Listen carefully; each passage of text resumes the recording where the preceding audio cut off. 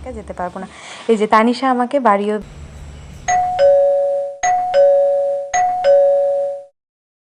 Hello সবাইকে, good morning. আমার channel Moumita 9 অফিসিয়ালের আরও একটা নতুন গল্পে সকলকে স্বাগত জানাই। আশা করি সবাই ভালো আছেন, সুস্থ আছেন। আমিও ভালো আছি। আমি মৌমিতা। আজ মঙ্গলবার, মায়ের রান্নাঘর থেকেই আজকের গল্পটা শুরু করলাম। সবার প্রথম কালো পড়তে এসেছিল, আজকেও সবার আগে পড়তে আসছে। আর ওই যে ওর মা ওখান থেকে দাঁড়িয়ে বলছে যা, আরও বাইরে দাঁড়িয়ে দাঁড়িয়ে তখন থেকে এদিক ওদিক করেই যাচ্ছে। তাড়াতাড়ি এক গ্লাস জল দিয়েই আজকের দিনটা শুরু করলাম। তারপর সোজা বসে গেছিলাম পড়া। সবাইকে নিতে এসেছিল, সবাই চলে গেছে, শুধু ওকে নিতে আসতে একটু লেট হয়েছে। ওদের বাড়িতে একটুখানি ওর মাই বললো একটু কাজ হচ্ছে। দেখো আমার এই গাছগুলো, মানে কয়েকটা গাছ হয়নি আর কয়েকটা গাছ পুরো শক্তভাবে দাঁড়িয়ে গেছে, দিয়ে এই ফুল দুটো হয়েছে, কি সুন্দর লাগছে, কি দারুণ হাওয়া দিচ্ছে। আজকেও আমার জবা গাছে আবারও দুখানা ফুল ফুটেছে। আর এই গাছটা দেখো ঠিক 1 বছর আগে, মানে এইরকমই একটা টাইম হয়, মানে এই টাইমটার দিকেই এই গাছটাতে এত কুড়ি আসে। হ্যাঁ হ্যাঁ হ্যাঁ, এই ডালটায় একটা দুটো, এই ডালটায় একটা দুটো তিনটে, এই ডালে একটা দুটো তিনটে চারটে পাঁচটা, নিচের ডালে একটা, এদিকে আবার তিনটে, মানে ডালে পুরি ভরে গেছে, আর ফুলেও সেরকম ভরে যায়। কিন্তু এত পরিমাণে রোদ, আমার বাগানে ঘুরতে একদম আজকে ইচ্ছা করছে না। আজকে সকালবেলা উঠতে একটু লেট হয়ে গেছে আমার, তো চলো ঘরে যাই ঝটপট।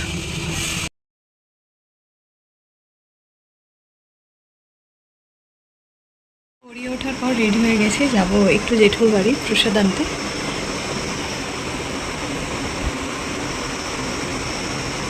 কি পরিমাণ যে রোদ উঠেছে, কিন্তু যেহেতু জেঠু বলেছে, কালকে তো তোমরা দেখলে জেঠু এসে বললো যাওয়ার জন্যে, তো চলো যাই।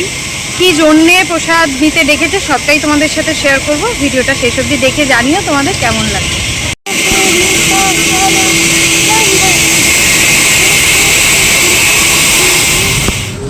চলে এসেছি জেঠুর বাড়ি, তো চলো যাওয়া যাক।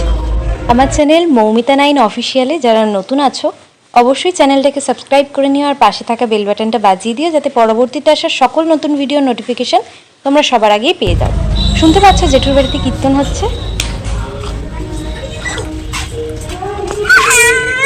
ওর উপর উঠেছে কেন? পাগল নাকি?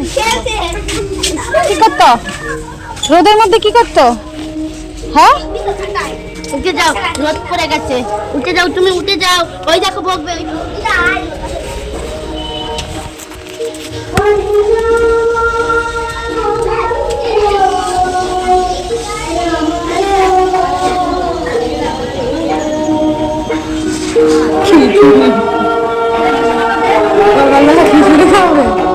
জেঠুর বাড়িতে প্রসাদ পাওয়ার আমন্ত্রণ পেলেই বুঝতে পারি যে দুপুরবেলার আমন্ত্রণ অন্নভোগ, আর তার সাথে অনেক অনেক পদের খাওয়া দাওয়া। তো সেই রকমটাই ভেবেছিলাম, কিন্তু এইবার যেহেতু জেঠু সকালবেলা আমন্ত্রণ দিয়েছিল প্রসাদ নেওয়ার জন্য, তাও আবার বলে দিয়েছিল 9:50-এর মধ্যেই আসতে। আমি ভাবছিলাম কি হবে, তাই পড়ে ওঠার পর এমনিতে আমার তো শরীর একদম ভালো লাগছিল না, তাই সকালবেলা একটা রুটি খেয়ে গেছিলাম। এসে দেখি জেঠু করেছে খিচুড়ি। তো এবার আমি তো বসে খাবো না, কারণ আমার পেট ভর্তি আর শরীরও ভালো নেই। তাই সেখান থেকে জেঠুকে বললাম আমাকে একটা থালার মধ্যে একটু করে দিয়ে দাও। তাই জেঠু এই থালাটার মধ্যে আমাকে সব কিছু দিয়ে, আম, লাড্ডু, শশা, তারপর খিচুড়ি, বেসনের বড়া সব দিয়ে সুন্দর করে এখানে বৌদিকে সাজিয়ে দিতে বললো। বৌদি সাজিয়ে দিল। তারপর নিয়ে এই যে আমি আর ওই বাড়ির জেঠুর বাড়িতে ছিল তানিশা, তানিশাকে বললাম চল আমার সাথে, আমি একা একা যেতে পারবো না। এই যে তানিশা আমাকে বাড়ি অবধি একটু এগিয়ে দিয়ে গেল। তানিশা আমাকে বাড়ি দিয়ে গেল বলতে, আমি যেহেতু হাতে খিচুড়ির থালা নিয়ে এসেছি আর তার মধ্যে আমরা ঘুরতে চলে যাব, আর জেঠু বাড়ি যাওয়া হবে না, তাই তানিশাকে বললাম চল আমার সাথে, তুই থালাটাও নিয়ে আসবি আর আমার ছাতাটাও একটু ধরে চ, একা একা আসবো রাস্তা দিয়ে। তাই তানিশা আমার সাথে এসেছিলো। আসার পর আবার আমি গেছিলাম ওকে সেই জেঠু বাড়িতে দিয়ে আসতে। দিয়ে আসার পর বাড়ি এসে একটু বিশ্রাম নেওয়ার পর বাবা বললো যে কাঁচা মিঠে আম এনেছি, কেটে ফেল, একটু পাকা পাকা, বেশি দিন রাখলে আর খেতে ভালো লাগবে না। তাই এখানে আমি ঝটপট বসে গেছি কাঁচা মিঠে আম কাটতে। আমার এখন এই আমটা খেতে এত ভালো লাগে। এখানে আমার আমগুলো কাটা হয়ে গেছে, এগুলো হলো কাঁচা মিঠে আম, খেতে যে এতটা মিষ্টি। আমি এর আগে কখনো খাইনি, এর আগে একদিন বাবা এনেছিল, খেয়েছিলাম, সেটা তো তোমরা আগের দিন দেখলে। তো আজকে বাবা এখানে দুটো আম কেটে নিয়েছে। এবার এটা একটু যদি নুন ঝাল দিয়ে খাওয়া যায় তাহলে খেতে বেশ ভালো হয়। তাই এই প্যাকেটটার মধ্যে একটু নিয়েছি আর একটু কাঁচা নুন নিয়েছি, সেটাকে এই প্যাকেটের মধ্যে নিয়ে এই শিলের এইটা দিয়ে একটু নেড়ে নিচ্ছি, যাতে একটুখানি অরেঞ্জ অরেঞ্জ কালার আসে। বিটনুন বিটনুন খেতে কিন্তু বেশ ভালো হয়, তোমরা একবার করে দেখো। অরেঞ্জ অরেঞ্জ এসছে না? এই মানে শুধু নুন বা শুধু লঙ্কা দিয়ে খেলে ভালো লাগে না, এরকম মিশিয়ে খেলে আমার তো মনে হয় বেশি ভালো লাগে। তোমরা অবশ্যই জানি কখনো এরকম বানিয়েছো না, আর যদি বানাও সেটা অবশ্যই কমেন্টে জানিয়েছো।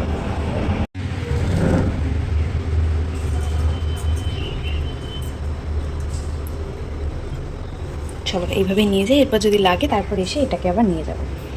বানিয়ে নিয়েছিস? এক সাইডে দে, সাইডে না উপর দিয়ে? এক সাইডে দে।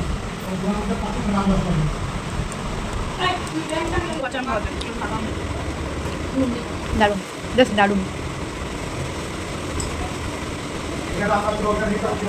পাকা আম তো আমার বেশ ভালো লাগতো খেতে, এখন কাঁচা মিঠে আমও আমার ভালো লাগে। আম জিনিসটা আমার খেতে এখন বেশ ভালো লাগছে। তোমাদের কার কার আম খেতে ভালো লাগে সেটা জানাতে ভুলো না কমেন্টে। তারপর খাওয়া দাওয়া করে উঠে দেখি ফ্রেন্ড ফোন করলো, ওকে জানিয়েছিলাম যে গঙ্গায় যদি জলের পরিমাণ কম থাকে জানাস, একটু মাটি নিয়ে আসবো। ও ফোন করেছে আর এখানে ঝটপট আমরা বেরিয়ে চলে এসেছি গঙ্গায় একটু মাটি নেব, কারণ অনেক দিন ধরেই ভাবছিলাম একটু পদ্ম গাছ বসাবো, এবার তার জন্য যেহেতু গঙ্গার মাটি লাগবে তাই কাকেই বা দায়িত্ব দেবো, তাই আমি বুনু চলে এসেছি এখানে গঙ্গা থেকে একটু মাটি নেব বলে। লোকনাথ পুজোর সময় আমরা যে গঙ্গায় স্নান করেছিলাম সেই গঙ্গাতেই এসেছি। ভেবেছিলাম যে একটুখানি গঙ্গায় ডুবো দিয়ে নেব, কিন্তু সেই উপায় আর নেই। এখানে আসতে না আসতেই দেখি বাবা গাড়ি নিয়ে চলে এসছে। বাবা মানে আমরা যেহেতু সাঁতার জানি না, আমিও সাঁতার জানি না, বুনুও সাঁতার জানে না, তাই বাবু বলছে একদম জলে নামার দরকার নেই, আর বাবু ভেবেছে হয়তো আমরা জলে নামতে পারি, তাই বাবু এসে দাঁড়িয়েছিল। আমরা একটুখানি মাটি নিয়ে চলে এসেছিলাম বাড়ি এসে গাছ থেকে ফুল তুলে নিয়েছি, নিয়ে সোজা চলে এসেছি আগে ঠাকুর ঘরে পুজোটা সেরে নিতে। সব কাজ সারাদিন করলেও তার মধ্যেই পুজোর কাজটা যদি না করি তাহলে না মনটা একদম ভালো লাগে না। আজকে এতটা কাজের তাড়া ছিল যে আর ফুল তোলাটা তোমাদের সাথে শেয়ার করতে পারলাম না। আজ প্রায় সব ধরনেরই ফুল পেয়েছিলাম, সাদা জবা, হলুদ জবা, কলকে ফুল, টগর ফুল, কাঞ্চন ফুল, সব ফুল দিয়ে সুন্দর করে ঠাকুরের এই আসনটা সাজিয়ে নিলাম। দেখতে কেমন লাগছে সেটা কিন্তু সবাই কমেন্টে জানিয়ে যেতে একদম ভুলো না। যেহেতু শরীরটা একটু খারাপ লাগছে তাই ভাবছি আজ আবারও একবার ডক্টরের কাছে যাব বিকেলবেলা।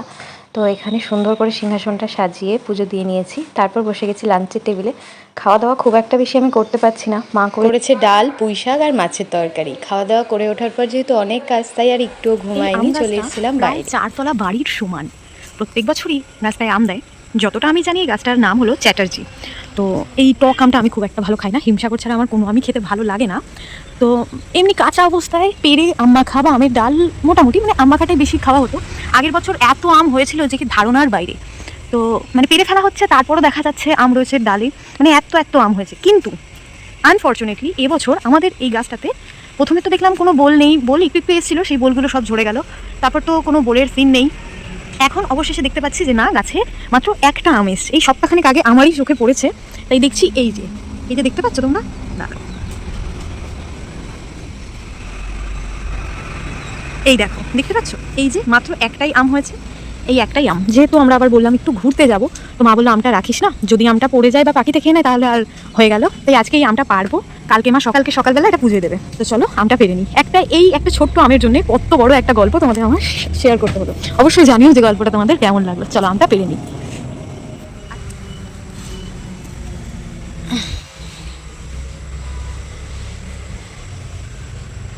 পড়ে গিয়ে একটু কাদা লেগে গেছে আমটাতে।